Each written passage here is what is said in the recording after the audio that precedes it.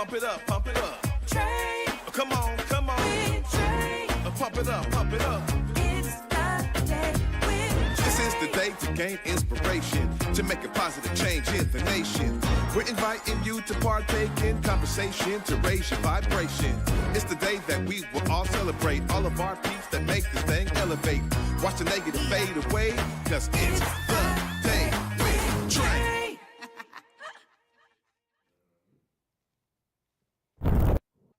Grand Rising, everyone. Welcome to the Day with Trae. I'm your host, Trae Holiday. I'm so excited for my guest who's in the building. My girl, my sis, Ashley McGirt-Adair is joining us today.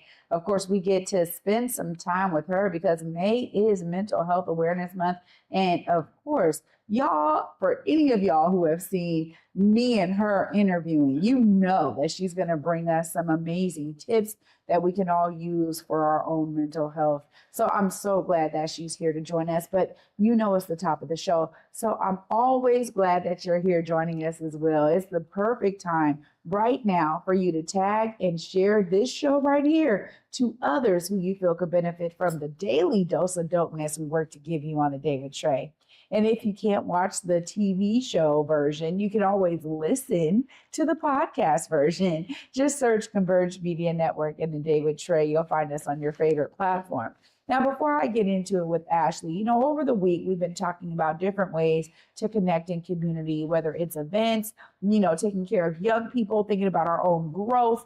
And it's been amazing because to end the week on something that is so important right now, I kind of alluded to it earlier in the week when we think about how we can unplug because we are being inundated with one thing after another in terms of the news and our changing environment day by day, honestly. And I am one of those folks who just chooses not to be indulgent in it, right? Like I just don't have a news feed that I follow.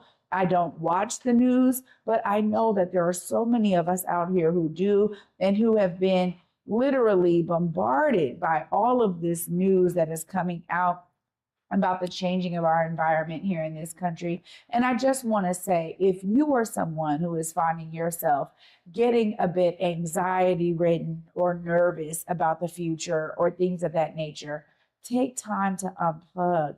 Please take time to unplug because honestly, these kinds of situations will be there. Yes, in some regards, we need to be preparing for them. We need to understand how it may impact our lives, but let's not drown ourselves in it. Let's not be to the point where it is driving our every thought. And every time a friend wants to talk to us, all we can do is talk about what's going on in the latest news, right? The political climate is shaky. Let's be real about it. A lot of us are like, what is this going to mean for the future? What does this look like for me, my children? So I'm not saying that your concerns are not valid, but I'm asking you to try to have a better balance with it. If you're one of those folks who find yourself being literally consumed by it, you know, it is a choice to be consumed by it, or how you're going to live through it. And if you give yourself some pillars that help you stay guided, I promise you, you'll be able to find a better balance. So I'm just encouraging all of us to find those ways to unplug, connect with our loved ones, connect with our neighbors, family, and friends, and find the ways to infuse that joy in our world on a daily basis. Well, after this short break, y'all, coming up next, we got Miss Ashley McGirt-Adair. She's going to be sharing with us some tips that we can all use and why it's important for us to be focused on mental health during the month of May. Y'all don't want to miss it. Stay tuned. You're watching The Day with Trae. Getting the scholarship really changed the conversation. It went from, no, I can do school in my free time and make it work, to I could only focus on school and I could be the best I can be every single day. I can soak up everything. I can read before class and make sure I'm not just learning enough to pass a test. Like I could really pour all my time into school. That's what having a Seattle College Foundation Scholarship did for me. Africatown Plaza is our latest affordable housing development project. It's 126 units of affordable housing over community commercial space. It's the first time in my career, and I've been doing this for 10 years, that I was able to design for people who look like me. Africatown Plaza is a beacon of hope. Africatown Plaza is a love letter to the community.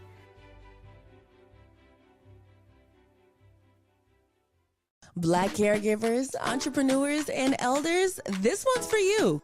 Queen Care is offering complimentary self-care services to those who give so much to their communities.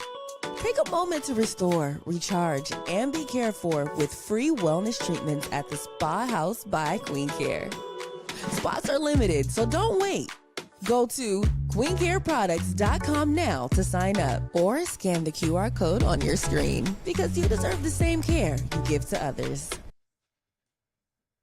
Welcome back, y'all, to the Day with Trae. I'm your host, Trae Holiday, and joining me right now is Ashley McGirt-Adair. Hey. Hi, so happy to be here, as always. Girl, it's so good to see you and have you back in the studio. It's been a minute, and you've been so busy. And I just got to thank you publicly for all the work you're doing, to really make mental health something that becomes an everyday topic of discourse. We do need to understand where we are personally and how we can help our loved ones. So thank you so much.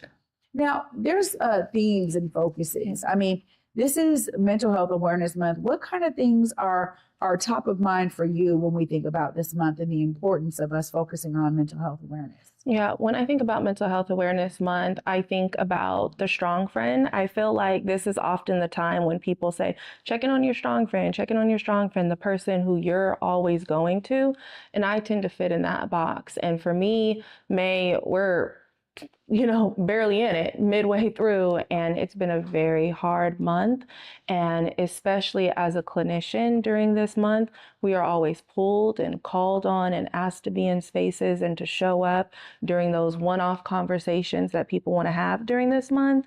And I think it's very important to remember our boundaries and to also be mindful of when we are leaning on people during this space and how can we lean on them outside of the month of May, and how can we have these conversations all year long. If your organization is only talking about mental health during the month of May, or if you only have a small budget during the month of May, that is a red flag. That's highly problematic. And I think it's very important that we call those things out and we work to change the trajectory of how we are facilitating conversations around mental health, because come June, then what? We're back to normal and we're just flowing it off. And I say this all the time when I come on this show, anywhere, any space that I am, that it's important for us to really differentiate between mental illness and mental health. And mental illness is still very much stigmatized. The way we talk about it, the way we view people, the way we show up. My cousin personally just had a mental health related stressor and reached out for crisis support. And what he received was anything less than crisis support, and the way that he was treated and the way that he was viewed. And it's the same people who want to shout and, hey, mental health, but then you have this person presenting in front of you with a mental illness and you are shaming them, you're guilting them, you're labeling them.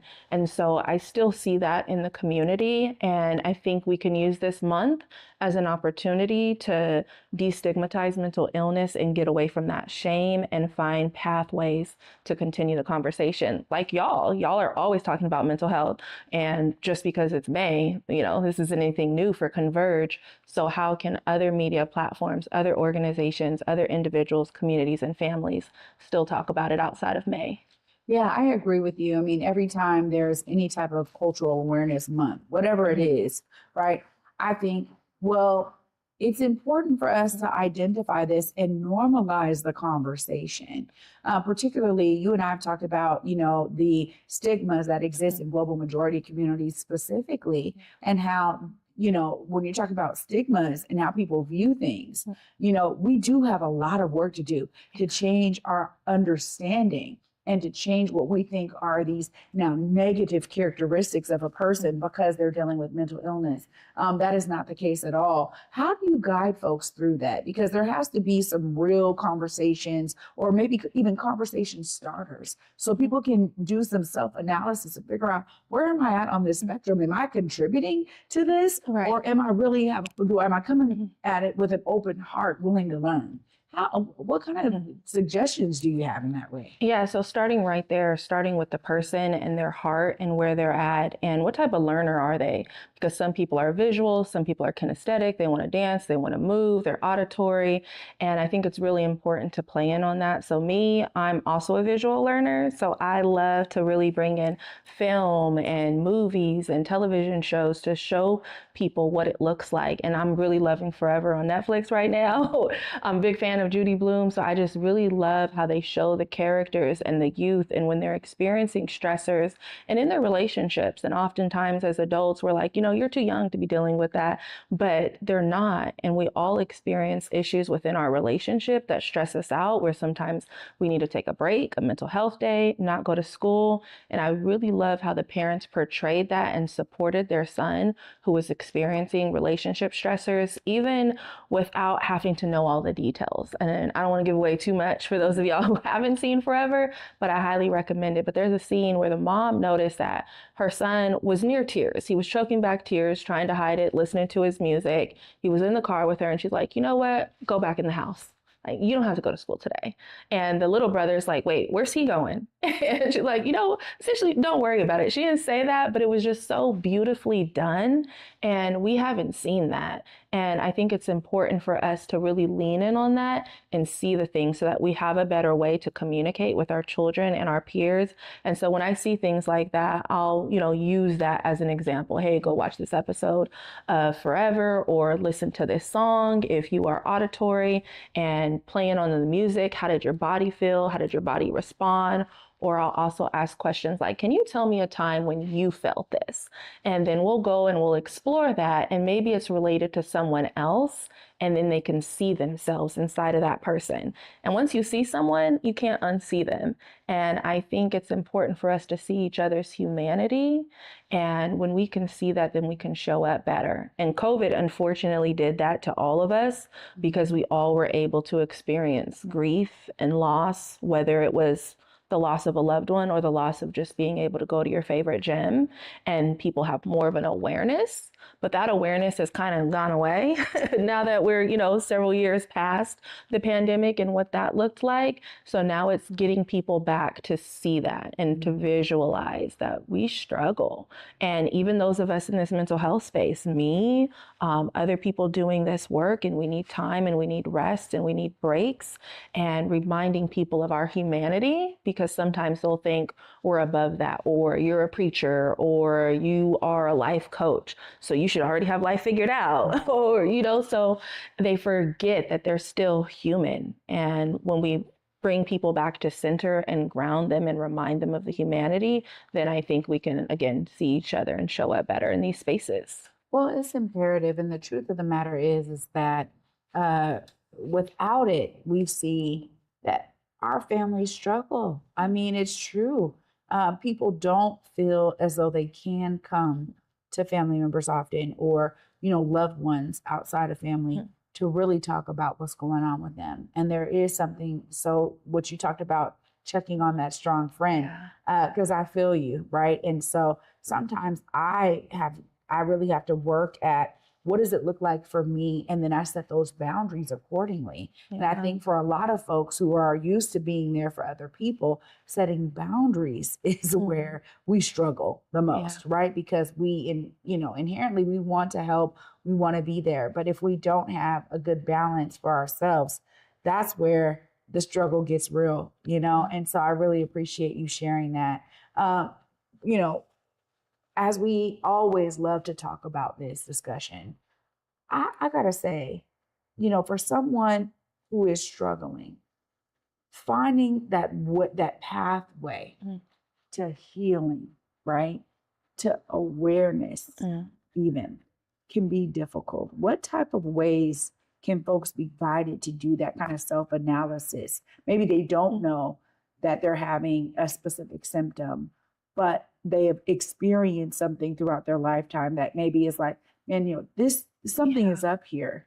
But it takes that leap to really do that self-analysis and then find the right support system so that they can actually understand what's going on with them. Yeah. So starting with writing it down so that they can identify what is that something. And I think it starts right there. I'm not really feeling well, I'm off. And starting there, writing down, I'm not really feeling well, I'm feeling off, and continue on. How does that sentence go? And then start from there. Okay, I'm worried about the state of the world. And as many people are, rightfully so. And continue to write that out. And then you can identify support systems from there. So if it's anxiety, it's worry, it's depression, it's fear, it's loss, and then you can seek out the people who have specialties in that area. So find somebody who specializes in anxiety, somebody who specializes in depression, and have those conversations. And also, you said earlier, people don't always feel comfortable talking to family members. And as an individual, it's important for us to be mindful about how we respond to things on social media when it comes to mental health. I've been looking at some of the responses that people have said they've seen, how people responded to Cassie. And there are other sexual assault survivors in your family who may be watching that. And when you're on social media, it shows you the comments that your friends say, it shows up to the top. Even if you aren't following the same people, you can see things just the way the algorithm works. And I think it's important to be mindful of that because say a sister or a cousin sees you just responded negatively about Cassie, do you think they're going to see you as a safe space to then come and talk to you about that? So again, just being mindful of how we respond, reaching out to therapists, asking questions, finding out about their background. It's important to build on that relationship and see if it's a right fit. Trying more than one person, trying different modalities. You don't have to go to therapy. I mean, try Reiki, try spiritual healing, African-centered practices. I'm all about holistic wellness, and I know that there's more pathways than going and talking to a traditional therapist, even seeing a peer who's experienced some of the things that you've done. I'm really big on communal healing and what that looks like to be in community with others, and dancing and music and thriving and through food, especially collectively as our culture, we love to gather around food. Who's going to be there? What are they cooking? What's on the menu? And that is part of our healing, and looking at the way that we nurture our bodies through food. And it can be as simple as that. But I think it's so important to just, again, start writing, start journaling. What are you feeling? What are the changes that you're noticing in your body? Is your chest tightening up? Is it getting hot? Are you having headaches, migraines, tension in your feet? Does your back hurt? How is your posture? Are you sitting up straight? What do those things look like? And then writing it down and going from there, and maybe even starting with a medical provider, because I've been having all this back pain. So let's check out and see if there's anything going on physically, but also there's things emotionally that can be contributing to that as well. But again, writing it out, naming it, because we don't know unless we name it. Yeah, that's such a great point. And I think so many of us need to hear that, take that lesson in, because when I think of awareness, the word awareness, it really is about being aware. And it starts with self-awareness. And, it sometimes it's taken me a lot to learn how to be self-aware, right? And just not push through it all. Right. I just push through. Oh no, it's cool. I just put, Yeah. And then I look up and I go, wait a minute, I keep pushing through and wait, let me go over here and breathe. Right? Yeah. Let me go over here and meditate. Let me really find my center again. And I think it's so important. And I always appreciate you coming on because you get to share so many great tips with us. But also the Therapy Fund Foundation has been doing phenomenal work. Y'all are still just thriving, providing these amazing services to those in need. Tell us a bit about how the organization's been growing and continuing to support folks. Yes, we have grown in so many wonderful ways. I'm so excited about the growth of the organization and the support from people like y'all who continue to advocate for us and be a voice so that people know we're around and can get the services that they need. But one big way that we've just grown in as far as helping the youth is we got a pretty large grant from the city of Seattle to fund youth ages 13 to 24 who either live in Seattle, attend school in Seattle, are working in Seattle. And it's so important for us to really get our youth the healing that they need. And so that's big. We got about like $1.5 million to be able to fund peer support services, individual therapy, group therapy, and not just us. There's 6 other amazing organizations who also are a recipient of that fund that the city of Seattle has invested into youth wellness. And outside of that, we've also got our conference that we're continuing to expand on. So we're hitting our 3rd year for our Reclaiming Wellness Conference. And this year is all centered around decolonizing therapy. And I'm super excited about that and the expansion of our program to really heal the healers who are doing this work. We've got quarterly groups, monthly groups to support clinicians and other healers in this space, because again, who's checking in on the strong friends, and how do we continue to do this necessary work if we're burning out? You said to me earlier, hey, I know you're really busy, and I've had to sit with that because so many people say that to me often, and I don't want to be busy. I want to show up in places, but I want to be well rested, and I want to be able to pour from my overflow, not from, the bare minimum and what's left over. And so I've been really intentional about how I show up in spaces so that I'm not the busy one. And people are like, and I still get that greeting because I have work to do, but that is no longer who I want to be. I never wanted to be busy, but I also know that there are more people in this space who can show up and provide awareness outside of me. And so I'm doing a lot of mentorship. I'm bringing in new mentees, new MSW students, LMFTs that I'm providing supervision for, LICSWs, before they get that independent level. They're an associate so that there can be more people of color doing this work outside of me, and I don't have to be burnt out and they have the knowledge and the skill sets to be able to show up. I appreciate you sharing that because I too get that greeting all the time.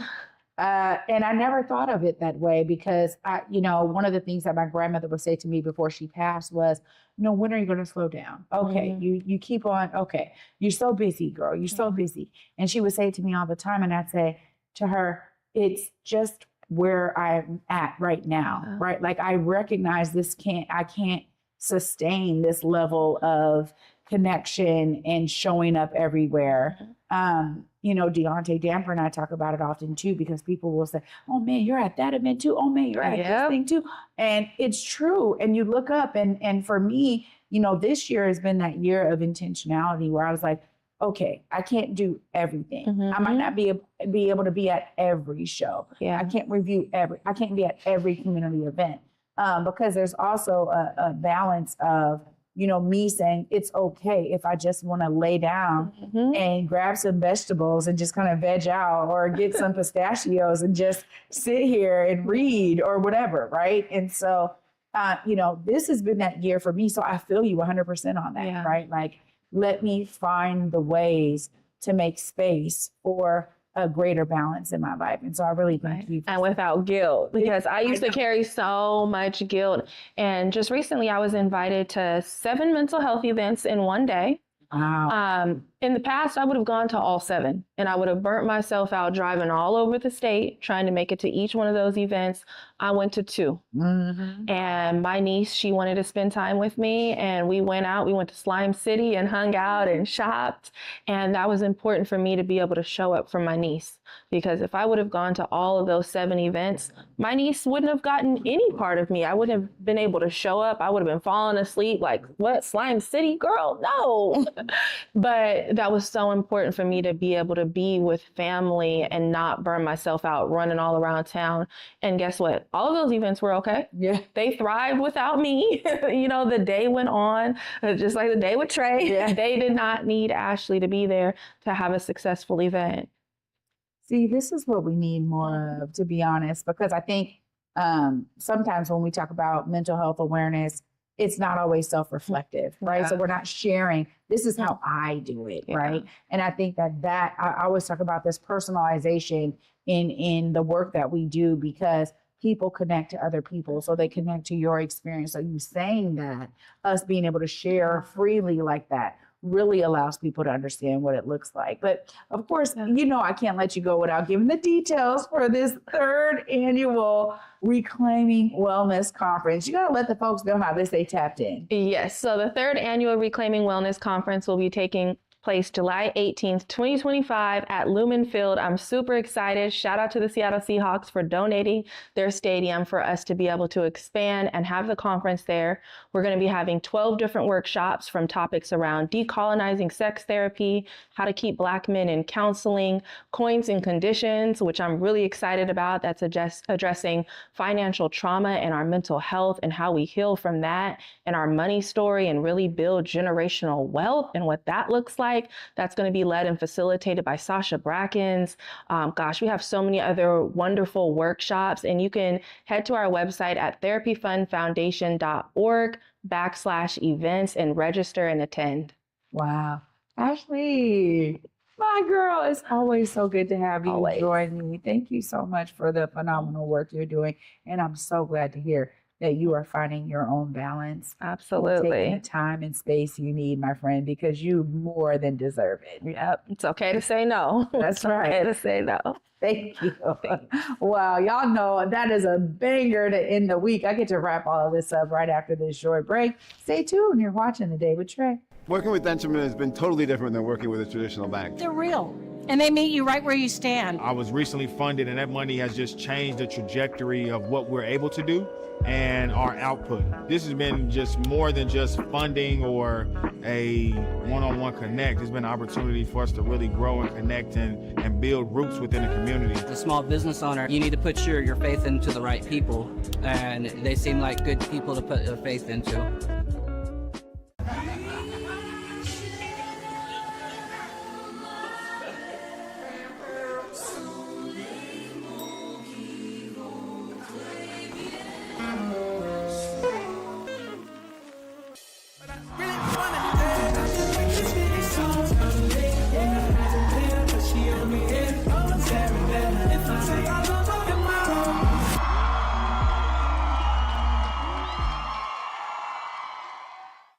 Here on Back to Besa, it's always been important to me that we uplift stories from across the region, and that no matter where you live in the nation, you never have to miss a moment of the show as we continue to highlight the beauty, excellence, and resilience of our communities across the Pacific Northwest. Why? Because representation matters. So no matter where you live, be it the Central District or Centralia, Portland or Pullman, or anywhere across the country, I encourage you to join me on this Back to Besa journey by downloading the free Fox Local app on your phone or smart TV as we continue to elevate the very best in our communities.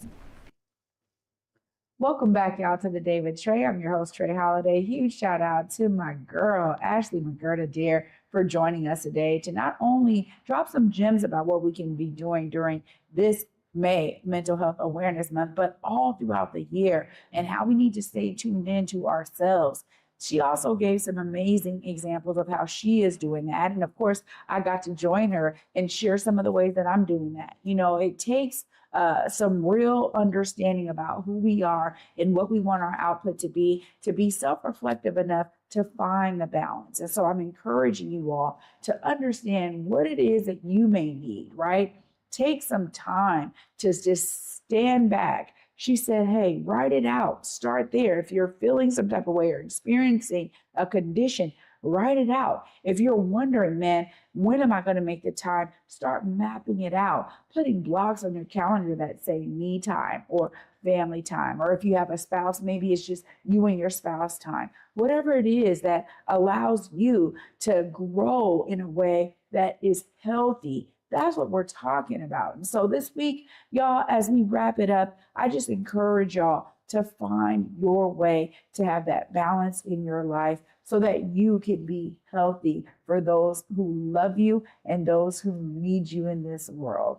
Thanks so much for watching this week and wrapping the week up with me. Of course, y'all know I'll be back with you next week. And until Monday at 11 a.m., y'all, peace.